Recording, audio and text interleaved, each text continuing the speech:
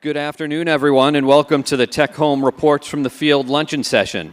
Before we hear from Nortek's ELAN New Home program, Joe Lautner, who is sponsoring this session, we have a brief video to show you. Over half of today's active homebuyers want to buy a new home, yet only 10% of all homes sold each year are new. Why? Buyers expect that they can personalize their new home with lifestyle-enhancing technology, only to find that their choices are limited. 2 decades ago, the auto industry identified a similar opportunity. Customers were adding aftermarket alarms, sound systems, remote starters, and more to their brand new cars. Today, a technology platform is built into the car, adding safety, comfort, and connected lifestyle elements. And as a result, new car sales have skyrocketed. The ELAN New Home program gives homebuilders the same advantage. Our smart and connected home technologies are easy for homebuyers, and our connected home strategies integrate into the selling and design center process, helping builders sell more homes. New home builders who enhance their new home personalization choices are seeing the benefits. ELAN develops personalized, connected home standards and upgrades, coupled with marketing tools, training, and support to make your connected home benefits shine through to your buyers, helping to sell homes faster and with more value, all while keeping you on schedule. ELAN, part of Nortek Security and Control, has been connecting the smart home experience for 25 years with systems in millions of households. The ELAN Home Control platform is scalable, open, and flexible, integrating security, climate, lighting, shades, locks, garage doors, surveillance, pools, irrigation, home entertainment, remote access, and more. ELAN's easy-to-use, one-app solution keeps homeowners connected and in control of every part of the home. Add more value to your homes with the ELAN New Home program. Contact us to learn how. Good afternoon, everybody. Welcome to this year's first inaugural TecHome X East show. ELAN and Nortek has been sponsoring events put on by AE Ventures for over 10 years. We've seen many of the integrators here at the Total Tech Summit, before that CE Pro Summit, and we have participated in all of the TecHome Builder shows and are now sponsoring the TecHome East and West, or TecHome X East and West show. And what we love about this show is it's bringing together all of the trades that go into personalizing new homes for people, whether it's custom, MDU, or production. It's a great opportunity to be able to speak to all of you. So I'm Joe Lautner, Vice President of Strategic Solutions. If I was an HR director, I'd recommend that title to anybody because I get to pick what I do, and if I want to do it, I say it's strategic, and if I don't want to do it, I say that's not strategic, and I don't have to do it.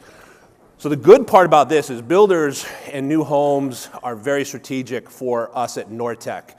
I'm going to walk through a little bit about what we do, and then the panel today is exciting because they have, we got some people coming up here who are actually out there executing on our program and other programs and really trying to integrate the whole channel.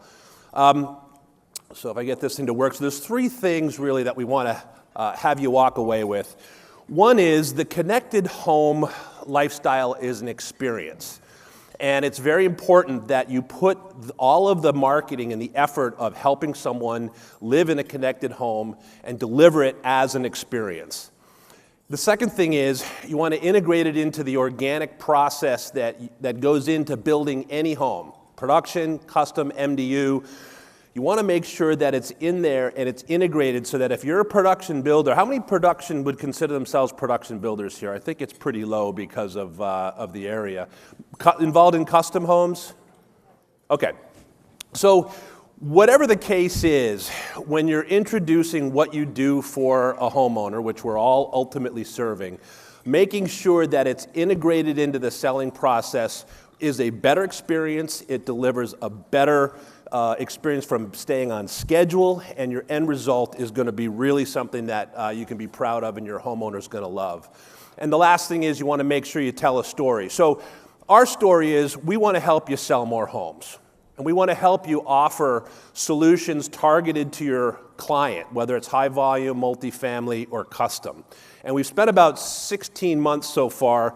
I've got a couple team members, we've got a booth, we've got one-on-ones with many of you. We'll talk to you about more of the details there. But first, a little bit about Nortek. So Nortek Security and Control has a variety, a wide range of products to bring into a house. It starts with, we'll talk a little bit more about ELAN, because that's the interface that ties it all together. But we're one of the largest providers of security systems with 4 million plus homes protected by a Nortek security solution. We also make one of the largest Z-Wave device manufacturers with lights and thermostats and sensors and garage door openers. We have a range of access control products, so gates and telephone entry and a number of things both in commercial and residential applications. And we have health and wellness product, the PERS type of solution, Help by Fallen and I Can't Get Up. We bring these together in the ELAN New Home program, controlled with a one-app solution and of course integrated and anchored with all of today's voice control solutions. So we're one of the, some of the slides didn't come out. There was a house here, and all those pluses were things that we could put into. It's all about the technology, right? We can provide the widest range of solutions integrated in one program. We'll talk to you about a little bit about the benefits that work there. So why a connected home? I've been doing the CES show for a long time. I actually was involved in auto manufacturing 25 years ago, and this trend started about that time. We go to the CES show so that we can understand what's going on in the car, because the car's always been ahead of the home. And in a car, originally 20 years ago, the car manufacturer noticed people drove away. They'd go and put a car starter and an alarm and a nice audio system. They go, if people want that in their new cars, if we put it in our cars, we'll make new cars more attractive and sell more new cars. And today, obviously, I saw my first car commercial that exclusively had all the technology that they offered in the car being marketed to the car buyer. It's about safety. My father-in-law buys a new car every 2 years, and he wants that safety feature of staying in the lane. The car stops if someone comes out. Cruise control. Have you ever driven a car with cruise control speeds up and slows down? I mean, it's an amazing feature. And it's all there, and he buys this new car because of that technology. Car manufacturers own bumper to bumper. Builders own foundation to roof line. If you put a platform into the house to which things connect, you can deliver these types of solutions. When I do builder events, I say, how many people have a car? And the hands go up. How many people, when you open the car door, lights come on, hands stay up? Who lives in a house, condo, or apartment? How many people, when the door opens, does the light come on, hands go down? There's no reason that the best technology that you live with should not be in your house, and that's what we all can do together. So, a lot of things can go into the house. There's a difference between smart and connected. I know a lot of you get this, the integrators, and many builders and architects do as well. But if it's smart, means I'll have multiple apps on my phone, or I can command one or more things to happen. But smart and connected is when all the things work together, one interface, and you get a value that's 1 + 1 = 3, where that front door does turn that light on. Or a fire alarm turns off the central air so I don't feed the fire with oxygen, blow smoke around the house. Let's turn on the pathway lights. Let's help someone get out of their house. That's what a platform does. That independent Internet of Things, I call island of things, technology really won't do. So really what, on the production side, people are building a personalized home on a schedule. There's some pieces here that do fit for the, are more for that high volume builder, and then we'll talk some specifics for more of the custom market. So new home buyers want to buy a new home. Builders want to sell homes. So there's a disconnect. So what we see is the builders come in and they say, this stuff, it's been around since the 80s. I've had bad experiences with it. Notoriously, I'm putting in the speakers, or I'm hanging the sheetrock, and then the homeowner says, wait, I got to put speakers in, and there's this disconnect. So we try to help the builders introduce technology early into the process, which makes all the difference in the world, whether it's an architect or a builder that's starting that conversation. In a production environment, the new salesperson is commissioned to sell that house, and often they don't take time to think about that technology, and they sort of downplay it a little bit, and it's not a great experience for the buyer, because the next thing they do is they go in and they personalize that house in the design center. That's where they pick all their options. And more things are connecting. So you're going to have air quality and appliances, and we talk to window manufacturers who are putting in security sensors so that you don't have to see the security sensor. And you got to make sure that all that stuff connects to that platform to get the best experience and the value out of those products. And then the technology integrator comes in after the builder is afraid of it, and the sales agent may not want to talk about it, and the design center doesn't understand it or feels that they're fighting for dollars. And so it's a mess. And so we try to help, whatever the process is, make sure that it's just in there, that the builder has the manufacturer paying attention, working with the integrator so that you get a great experience, right? Customer experience was a big theme this morning. So where does technology belong? Some say, let's just let the tradespeople come in. Now, they're integral to the solution, but it needs to be marketed along with all the other things that you do. Actually, I'm sorry, that slide was more about what some of the big four are doing, and there's a session tomorrow to talk about it. Amazon's coming in saying, don't worry about it, just give me a lead. I'm going to come in after the house is sold, and I'm going to sell some lights and thermostats and things, and I'm going to give them an echo, and that's how we're going to do it. So there's really no value up front on putting in a technology and telling that connected story, for which car manufacturers are now dedicating entire commercials to. It's not about the ride, it's not about the noise, it's not about the style, it's about the technology.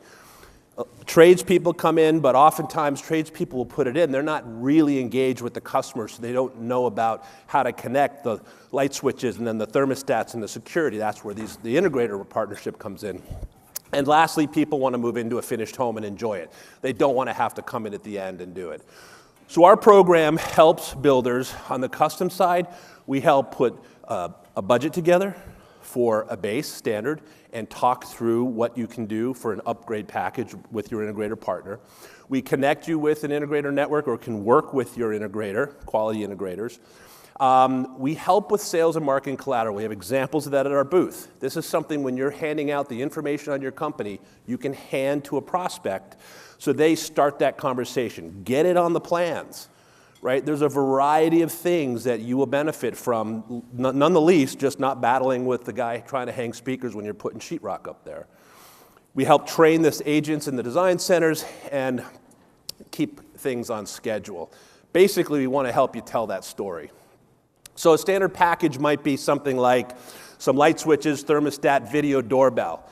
All you have to know is you can talk to that person from anywhere in the world from your phone. You'll never come home to a dark house, and it'll be easy to keep the place comfortable or energy efficient.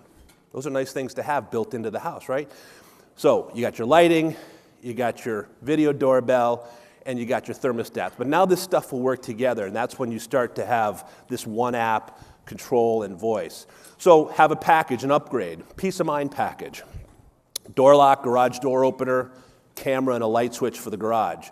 So now you talk to the person at the front door. If I want to let them in, I open the garage door. I can see what they're doing with the camera, flick a light on, all from one app. When they're done, I shut the garage door. Everything's all nice and safe, and I know everything has happened the way I want it.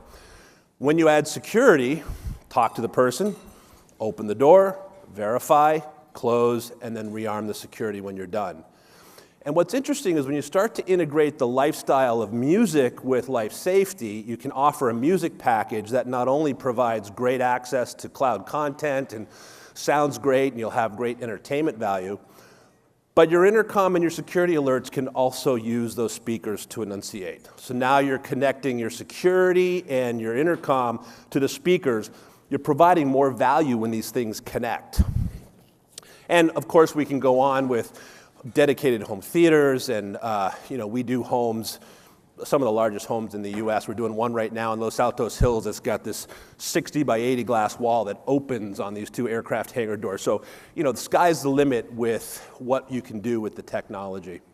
So, we'll produce for you the co-branded collateral so you can start that conversation. Depending on the projects you work on, we'll make sure that the messaging and the packages are appropriate. We'll come and help your team, whatever they need to know about talking about the technology in a friendly friendly end user voice. It's not about light switches and thermostats. It's about safety, comfort, peace of mind. And we're going to help sell more homes or help you get that connected home story going earlier with your integrated partner. So a couple benefits on the custom builder side of this. First of all, we support builders, architects, and designers with this program. And it really consists of three things. First of all, we've got a system that's been around a long time. We are in millions of homes. We perennially win the best user interface because of its simplicity. That's important. You got to get under the cover. Assuming that you've got a lot of people who can provide that level of simplicity, I think we do a very good job in that realm. But the next step is the collateral, co-branded, talking about you, helping you guide that story with a customer. We will do a certified design, making sure it all works. And if you meet our certified design requirements, we will extend our warranty on the electronics from 2 years to 5 years. 2 years is a nice standard, right? Often the electronics come with 1, but we know that when our systems are designed well, protected with our power conditioning products, that we can stand behind that for a full 5 years, and that's what you get by working with us in our ELAN flagship program. So being very complete in the categories that we can bring, for an MDU, we start with the gate, and then the telephone entrance into the apartment building. And then we can do distributed audio-video solutions for the common area. We have video surveillance for the common area, and we just announced today that we bought one of the most forward, progressive video analytics company that's in thousands and thousands, millions of cameras around the world, so heavy into that video surveillance. And then access to the apartment and the amenities that certainly millennials and more want in an apartment. Some lighting control, some thermostats, maybe it's a camera to watch their pet. So it all can come in one program. So we're going to help you deliver a great experience with not only the product, but how you present it to your customer. We're going to make sure that it's integrated into your whole business, that everyone can talk about it fluently and you can get your customers involved early, and we're going to help you tell a great story. And we're going to help you sell more homes or deliver great solutions to your clients. So with that, we're going to bring the other guys up, and you're going to hear some real-life examples. Thank you all for supporting the event, and we'll see you in the next couple of days.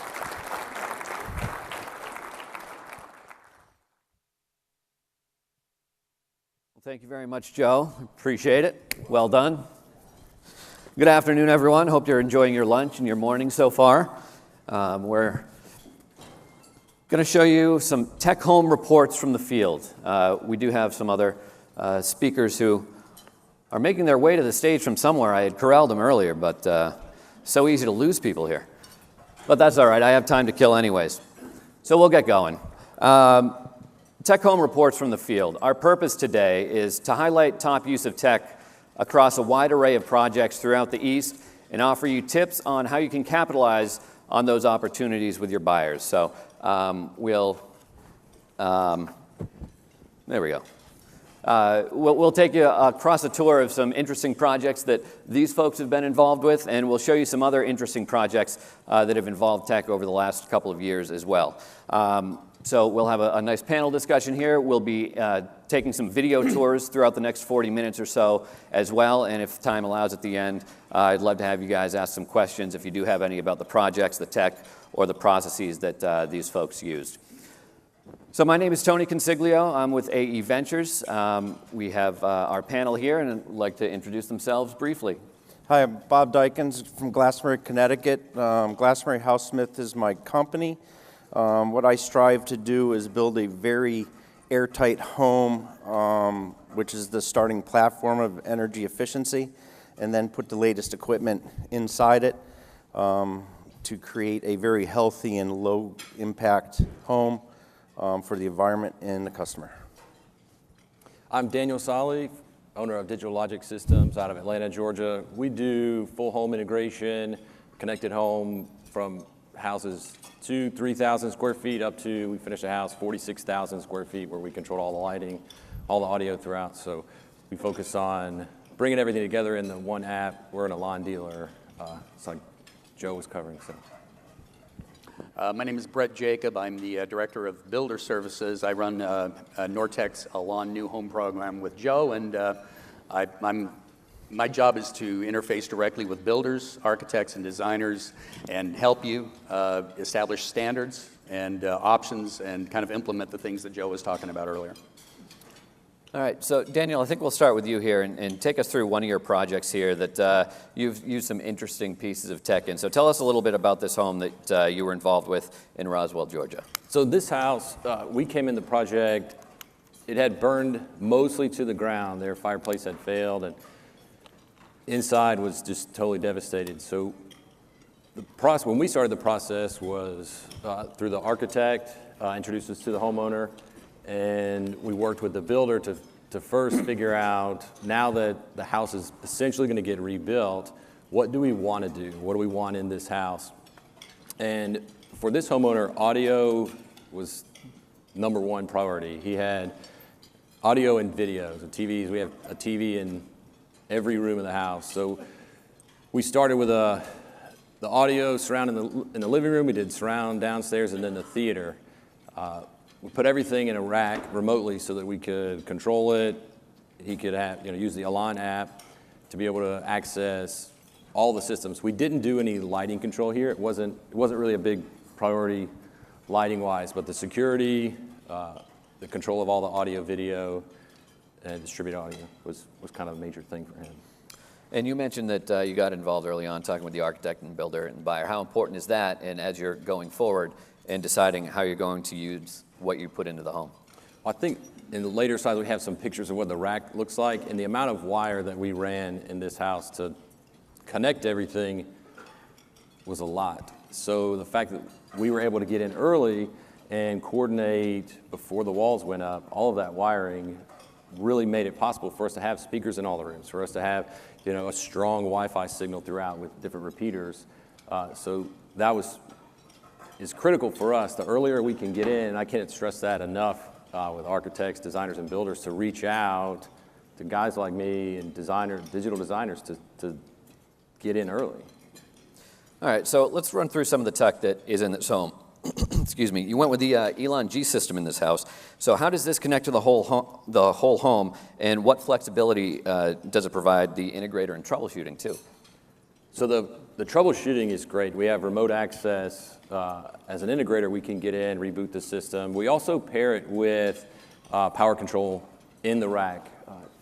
Typically, the problems that we see in a system, a cable box may freeze up, a device just needs to be rebooted. So if we get a call, we don't have to roll a truck. We just hit a button, power cycle it. Also give him a few buttons to reboot things. If he sees a problem that's happening, he can try first without bothering us. But the ELAN interface brings it all together. We have some handheld remotes that have actual buttons throughout the house for all the TV zones. But then the audio, we use just the app on their iPhone, so they can get in and select the music, select their playlist throughout the house. You mentioned the audio system, how music was such a big part of these homeowners' lives, and you put a pretty robust system in this home. Tell us a little bit about how this is divided up, how it's user-friendly, some of the features included in that.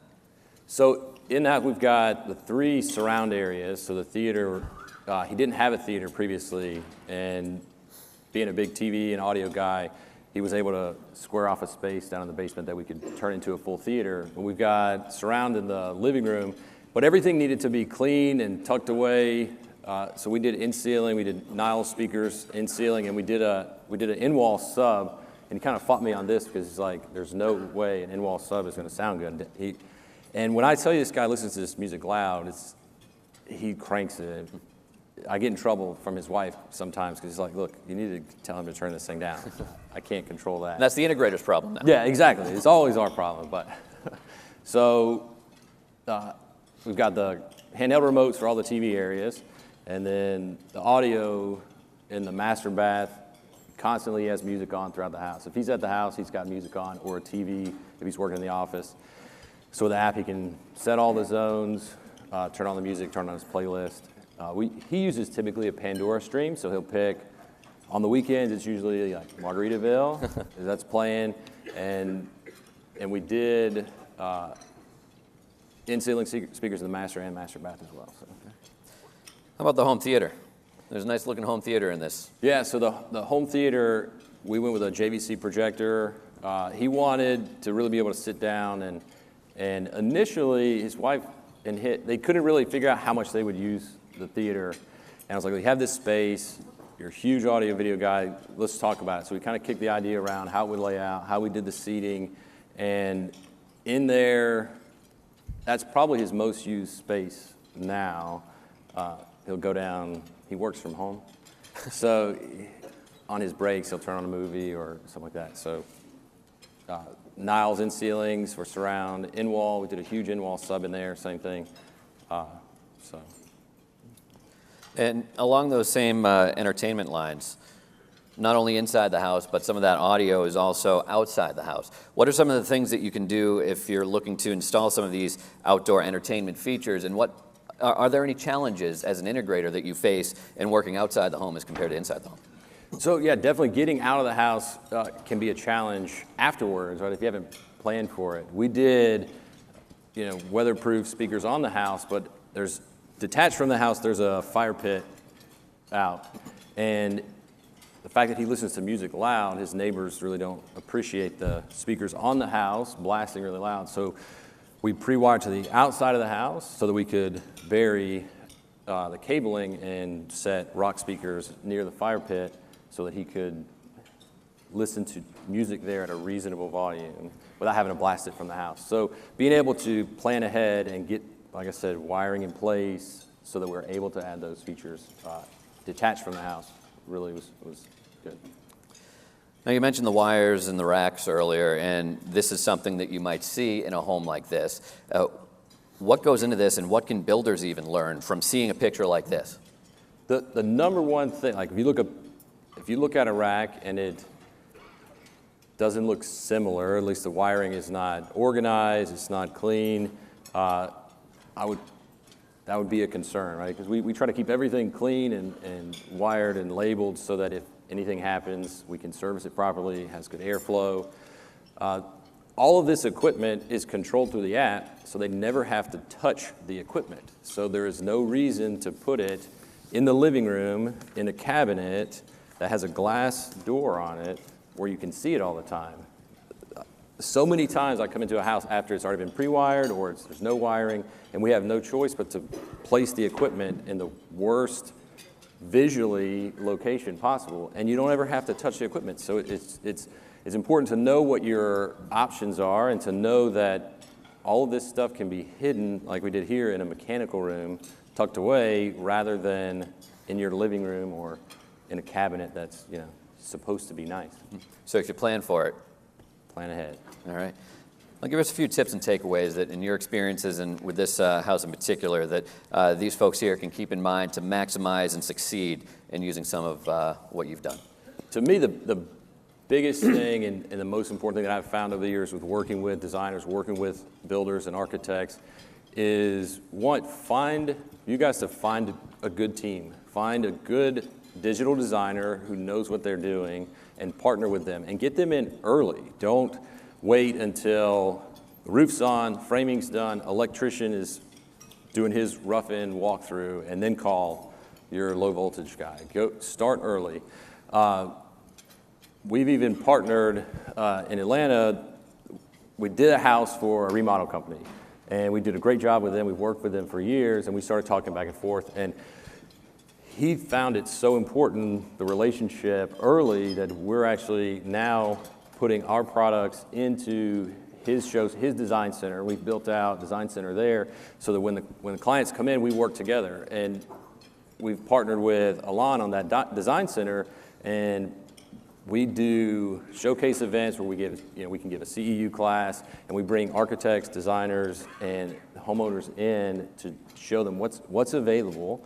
That's the very first thing is if you lean on a good digital designer, they can talk with your client, tell them what's available, and help discern what your client wants, and then work from there. So that would be number one for me. Number two, which comes in only at a close second, is not everything is wireless.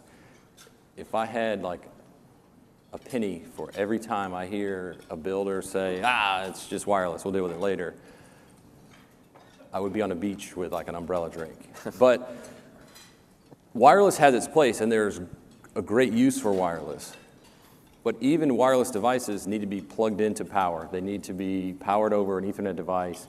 If you can wire the house ahead of time, do that. It's better for your client. It's better for the end user experience. At the end of the day, we have better communication. Wireless, since most of it talks on the same frequency, it's like if everybody in here was just yelling whatever they wanted to yell to each other, you may understand it, you may not, whereas wired is you can step out into a room and talk privately. So those devices can communicate quickly, more reliably over a wire, and especially with speakers. You just cannot get good quality speakers wireless. I mean, you have to have good power, you have to have good signal.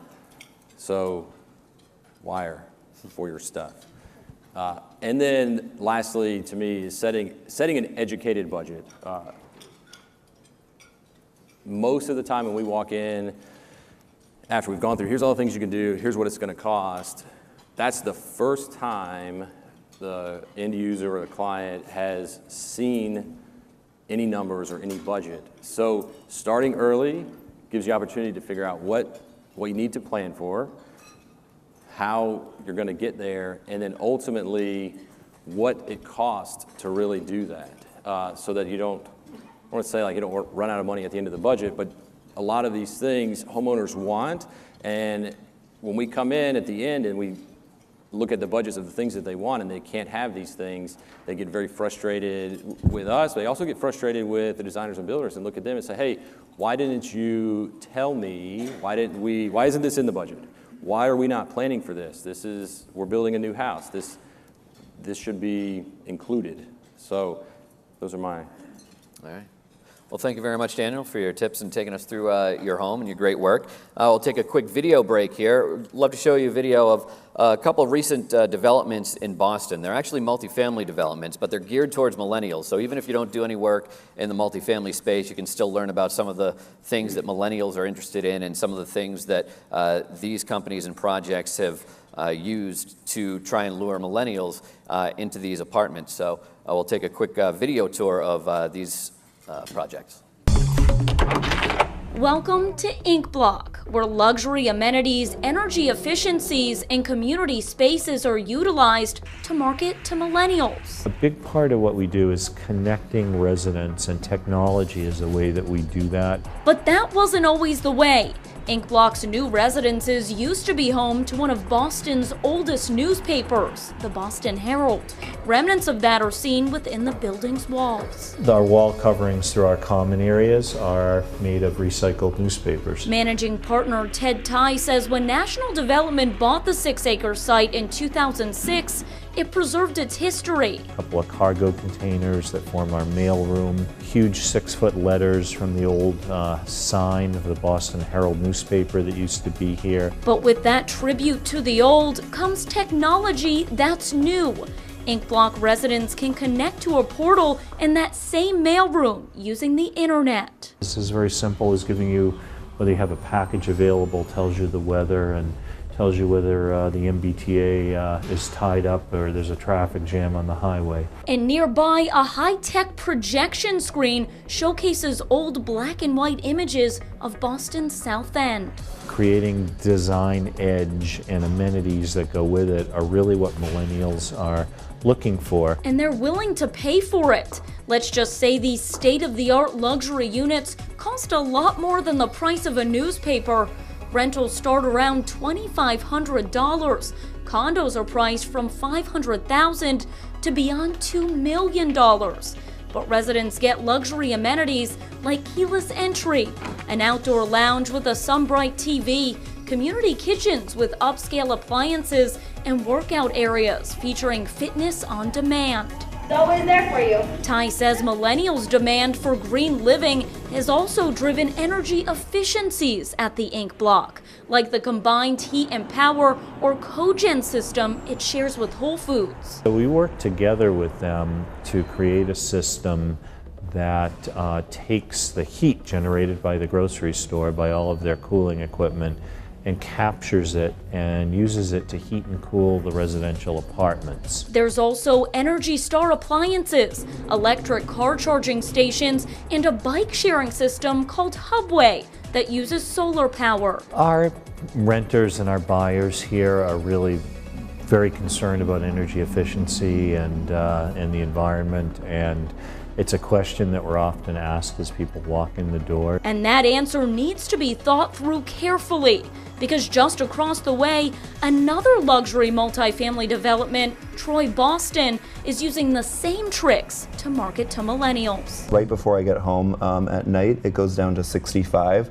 And stays at that temperature until I leave the next morning. Young professional Jeremiah Juso can't get enough of the Nest Learning thermostat in his new luxury apartment at Troy Boston. Something that you control from your cell phone. I can check the temperature before I leave from work. Juso appreciates the convenience of living at Troy, which is designed to operate 25% more efficiently than a code-compliant building. All compact, all energy efficient, all hidden, so it has that clean look to it, and your microwave is actually right over here. Property manager Gabby Strahl gives us a tour of the new 378-unit structure developed by Girding ELAN.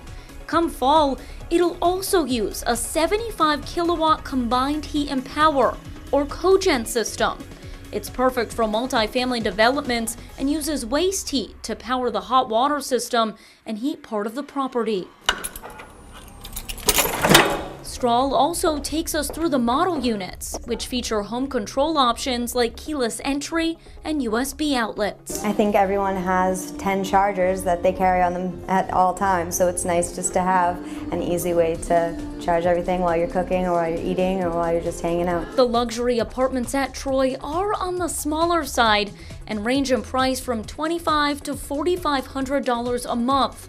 But Juso says as a millennial, his smaller unit is worth it for all the big amenities, like community kitchens that boast Thermador appliances, an on-demand fitness studio he can reserve on his smartphone, and posh roof decks with breathtaking views of Boston. It's definitely a generational thing where we want to be out and about, and we want to be out of our apartments, we want to be socializing, we want to have those interactions.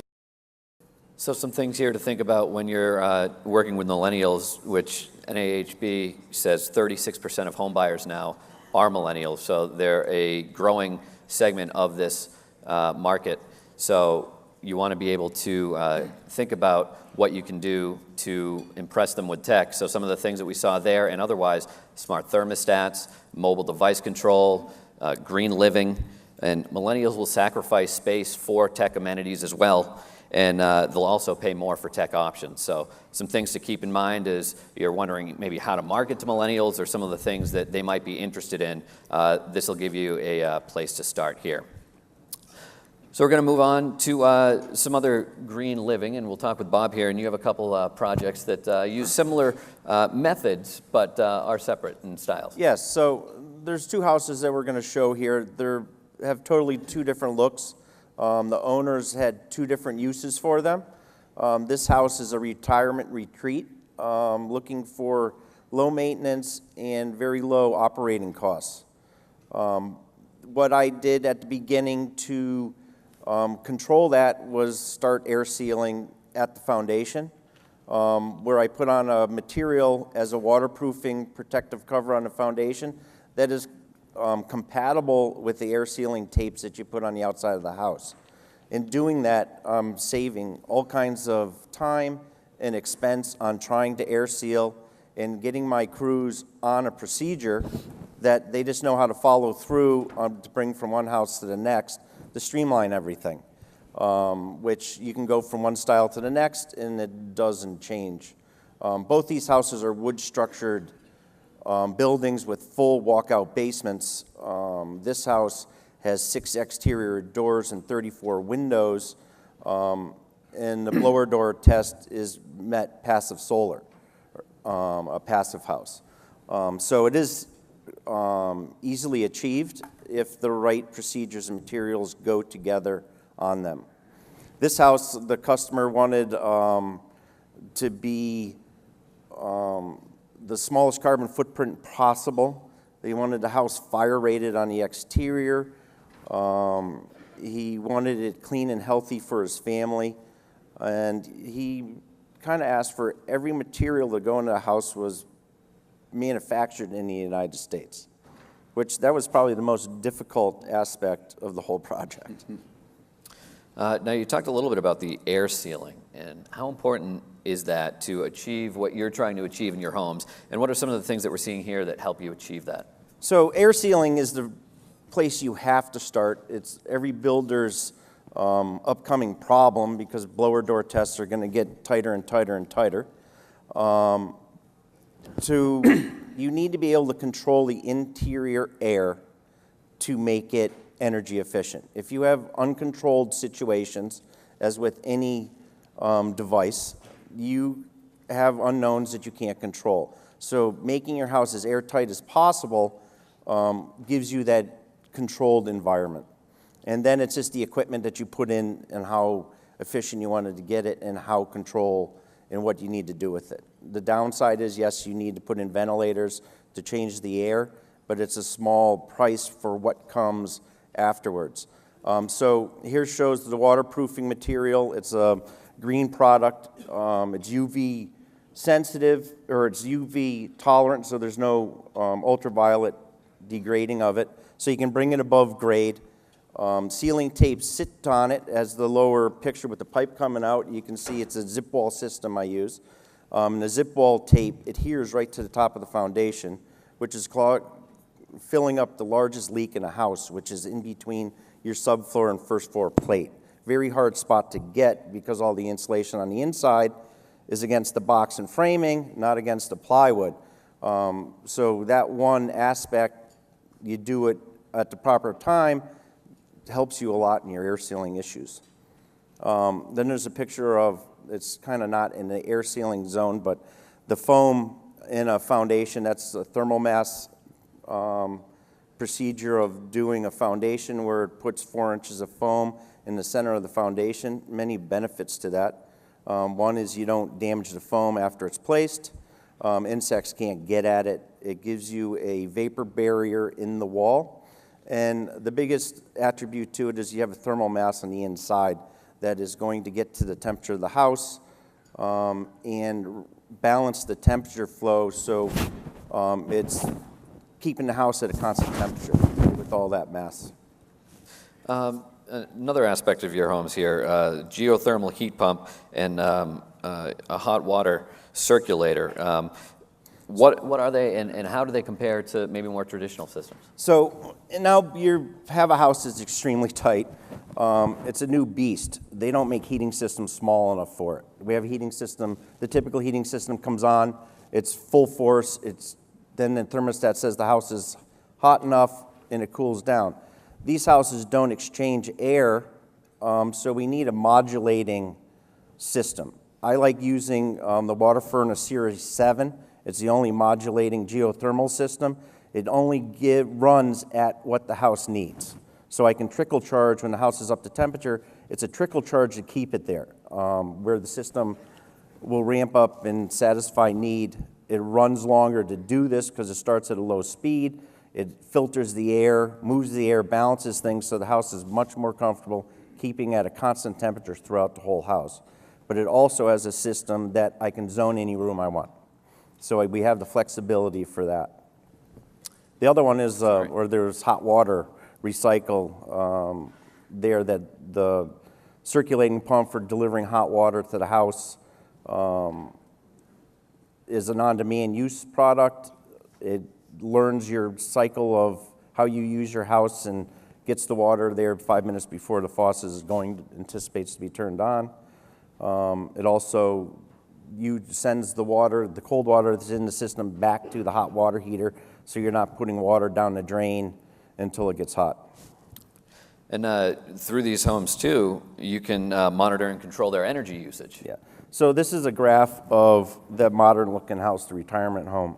And it's a 12-month snapshot of the kilowatts that went into the system to climate control the house. The house is kept at 70 degrees. We try to maintain a 40% humidity in the house, which is at the most healthy air quality a human would like. And this shows the usage throughout the months. And in December and January this year, we had a really cold snap. A lot of gray days, and it was in the single digits for a long time. And this system performed so well that the auxiliary heat never came on. The total consumption of the house was just over $600 for total energy into the system, which factors out to about $170 a day, or less than a cup of coffee, to climate control. Now, we also have a video tour that we can take of one of these homes here. Anything that we should know before we take a look? Well, this house is kind of a unique house. You need a customer that wants to go this far. There's a lot of interesting things in it. It's a wood structure that got a lot of attention for its energy efficiency and the fact that it takes no power from the outside or off the grid to maintain the house. The customer actually has a positive cash flow from the energy it generates. Okay, let's take a look. Connecticut rolled out the Zero Energy Home Challenge, and that gave us a tool to guide really attentive builders and homeowners through a path with a little bit of friendly competition. It gives everybody a little bit of an edge with regard to making choices. It helps us use our tools, the HERS rating, the energy modeling, materials, to just sort of corral everybody together and make really good decisions. And then, of course, it's always great to be the grand prize winner in the Connecticut Zero Energy Home Challenge. When we first came and we saw this property, the trees, the whole environment felt right. And I would say that's how it feels when I walk into this house. I know it was designed well, built well, and does something good for our world. And so it just feels really good and comfortable and right. The owners are very dedicated to living as much off the grid as you can in South Glastonbury, Connecticut. So the builder put a lot of effort into, as I said, the thermal envelope. There's 4 inches of foam in the center of the foundation with 6 inches of concrete on the exterior and 4 inches on the interior. In doing that, it's like putting wool socks onto your house. It keeps the cold out from the ground up. There's a lot of insulation underneath the slab with a lot of attention to moisture migration in the foundation, which in the long run will keep the house healthier by not introducing unneeded moisture. We paid attention to every little crack and detail, tried to cover up and seal everything. This house is super tight. When I did the blower door test here, they tested less than 0.6 ACH 50, which is on par with a passive house home. And so it becomes really important that ventilation is well addressed and that the materials you put in the house aren't off-gassing so that the occupants feel healthy and comfortable. You open up a door on the first floor and you don't feel any air, even with the wind blowing outside, coming in through that door. You can stand 10 feet from it and you don't feel the draft. Probably my favorite mechanical part of the house is the geothermal heating and cooling. I'm constantly cold, and I can keep the house at 72 in the winter and be really comfortable and not worry about the fact that we'd be spending a lot of money to do that. There was a lot of attention to water management. Our first stage of heating the hot water is from a desuperheater. A desuperheater is a heat exchanger within the geothermal unit that whenever it's running for space conditioning, we're able to put some hot water into a storage tank. From that storage tank, the hot water goes into hybrid hot water heater. It's a heat pump hot water heater. It utilizes the basement air temperature to be able to heat the domestic hot water. Extremely efficient. It's almost free hot water. The home energy rating system takes the home and relates it to the reference home. So in Climate Zone 5, where we are, this house performed really well before we put on PV, got a HERS index of 30. The homeowner is probably rolling his eyes at me right now because he would have been in the 20s, he would have been at 29. However, in one of those strategies to stay sort of off the grid, they installed an extra freezer, and so we got dinged 1 HERS index point. And with that PV system, they have a HERS index of a -23.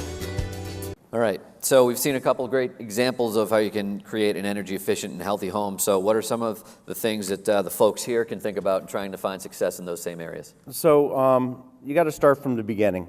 If you're thinking about air sealing a house to make it incredibly tight, it has to start before framing. Everybody has to be on the same page and know what the house is going to go through. You can't go back after the fact and do it correctly. You're on a cover-up point at that. Having all your subs on track and getting things done at the proper time. I like to have a blower door test right when we have the house air sealed. If you get the attic insulated, all the windows are in and doors, it's a good time to test it so you can find out if you have issues. If you don't have any issues and it passes the requirements, well, you don't have to do it again. You just know it's going to get better when the house gets closed up. And all of this has an expense to it. And it's hard to get people to wrap around that the initial cost to go out on a house of this extreme and pay it up front and you're going to get paid back over a period of time is, people have to want to do that. But what you can't put a value on is your family's health. And when you get a customer that comes to you and says, hey, my kids, since we've been living in this house, my children are off asthma medicine because it's clean and healthy and moisture controlled, there's no mold, dust mites don't grow, you can't put a value on that. It's great to hear. Thanks, Bob. We'll jump ahead and talk to Bret now, who has a couple projects to share from what ELAN is involved with right now that are going on. So tell us about the Roxbury Estates here. Yeah, we wanted to focus on Northeast projects. So this is one that is in process right now. It's in Roxbury, Connecticut. It's called the Roxbury Estates, and it consists of 28 homes in a single community. There's quite a bit of acreage with each of the homes. They range in price from $850,000 to about $1.2 million. They're kind of small. They can be primary residences, but I think most of these are going to be secondary residences.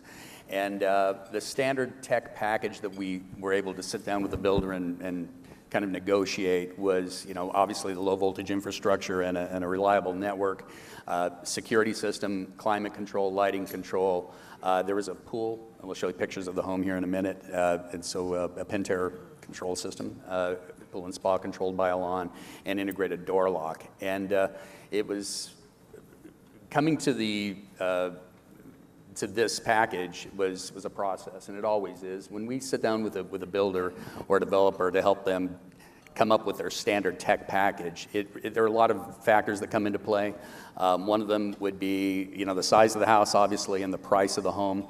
Other things come into play like their competition, what they're offering, and demographics. All those things come into play when we help a builder determine what they should offer as a standard in every home they build, and then what they should offer as options, upgrade packages. And you do have some options as well for these Roxbury Estates homes. Correct. So every home comes with what we just talked about. Now these are upgrade packages that we are working with the builder to sell to their buyers. And so there's an entertainment and media option packages, 6 zones of music, including an outdoor music zone. And then we creatively put these packages under Music Everywhere, Music Under the Stars, TV Time, and then we roll these into the marketing brochures that we create for the builder. And then there's a surveillance package as well, which consists of a video doorbell at the gate, and then there are 4 cameras, and they're being recorded all the time.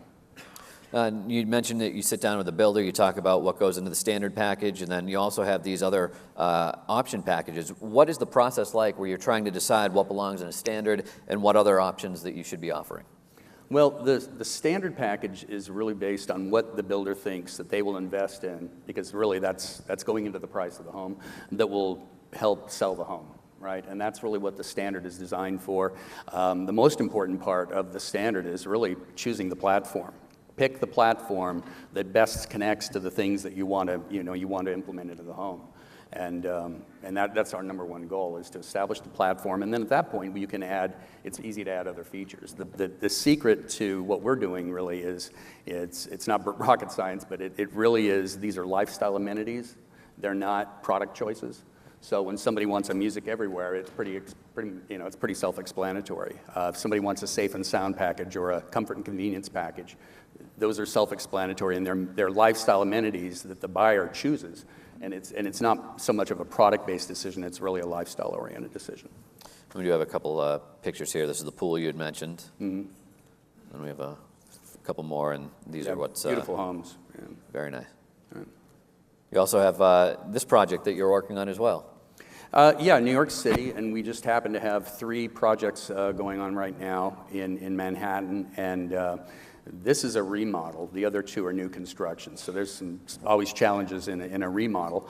But this developer contacted us, and they were really more interested in a lot of multifamily developers. The conversation is really kind of to help them understand what the ROI would be for them if they offered tech amenities inside the units. And sometimes we're able to help them with that, sometimes we're not. But what we can always talk about is the things you have to have in a building like this.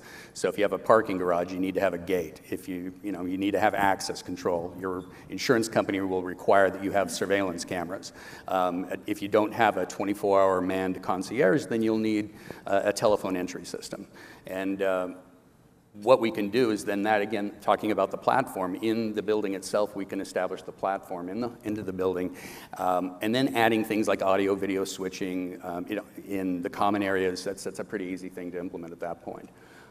Then we start talking about what we can do inside the unit. So let's go back one. There we go. Thank you. So inside these units, they're 1,500 square foot. There are eight stories, 8 units. So every floor there's 1 unit. And so the standard tech package include a 7-inch touchscreen, climate control, 3 thermostats, lighting, security, intrusion security, and a music everywhere package. And that's goes into every single unit. So that's really going to help this developer market these units and sell them hopefully quickly. 1,500 square feet isn't too bad for Manhattan either. Right. Right. And some option packages here. And then the optional packages we created were TV time and then a comfort and convenience package. And we think there's going to be a high take rate on those because of the motorized shades element in Manhattan. And then the building systems, again, integrated all into the same solution, is telephone entry, access control, and surveillance in the common areas. And then we tie it all together with the ELAN control platform. How about some takeaways from being involved in the process and standard and option packages? What are some things that the folks here should be thinking about? Echoing my co-panelists and everybody who's spoken today, and you'll hear this in one-on-one meetings from us as well, is have that technology discussion as early as possible. It's so beneficial to everyone, and have the tools to have. You don't have to get an in-depth discussion, but our goal of the New Home program is really just to allow non-technical people to have somewhat of a technical discussion, and that's by talking about lifestyle choices and amenities, as opposed to all being nuts and bolts product discussions.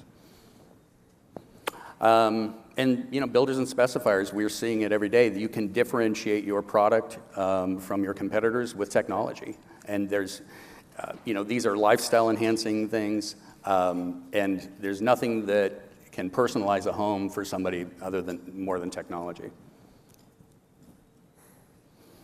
Very important, you partner with the right integration company that has great partners and great suppliers that support them in what they do.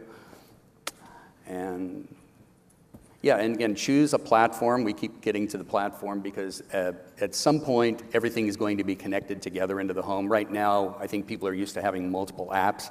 That's going to go away. Everybody's going to need to connect to one platform. And especially with things like indoor air quality and appliances and alternative energy, it's all going to have to be connected to a platform in addition to the things we're already doing today. So that's an important thing, picking the platform and choosing an open platform that will grow over time as the needs of the buyers and as the economy changes. Well, I'd love to be able to open up to questions at this point about any of these projects, but unfortunately, we do have to take the next step here in the program. So to Bob, Daniel, and Bret, thank you very much for your time and for sharing your projects with us and the processes that go into these. Thank you.